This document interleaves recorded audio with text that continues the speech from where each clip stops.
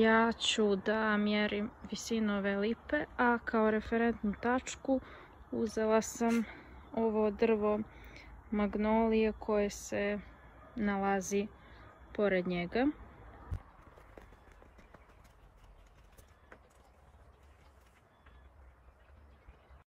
Izmjerila sam razdaljinu na kojoj se nalaze, što iznosi 2,3 metra.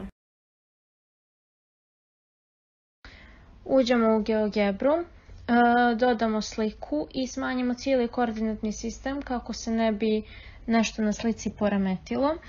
Zatim stavimo jednu tačku u podnožju drveta i kroz nju provučemo pravu na kojoj ćemo staviti tačku D koja odgovara rastojanju drveta lipe od drveta magnolije. Zatim ćemo na vrh drveta staviti tačku E i kroz nju provući normalu kako bi dobili prav ugao u tački C. Zatim ćemo odrediti ugao kod tačke D, to je ugao CDE. I sad kad smo dobili taj ugao prelazimo na papir. H predstavlja visinu drveta, X predstavlja izmjereno rastojanje.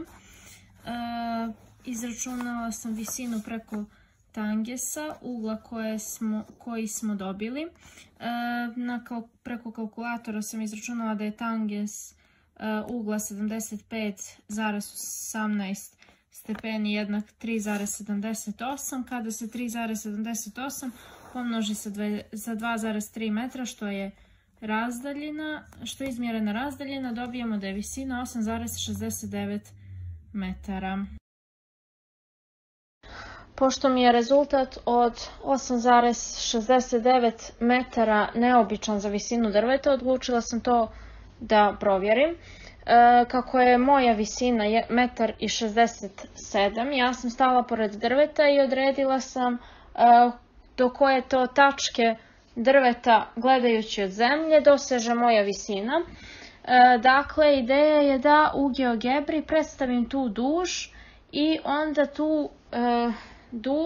tu istu duž prenosim sve do vrha drveta kako bi dobila koliko se u stvari mojih visina ponavlja do vrha drveta. Ovo je slikoviti prikaz moje visine u odnosu na visinu lipe. U prethodnom mjerenju smo dobili da je ukupna visina drveta jednaka 5 mojih visina i još 1/4, što ukupno iznosi oko 8,7 metara, tako da izgleda da je ipak moguće da je jedno drvo visoko skoro 9 metara.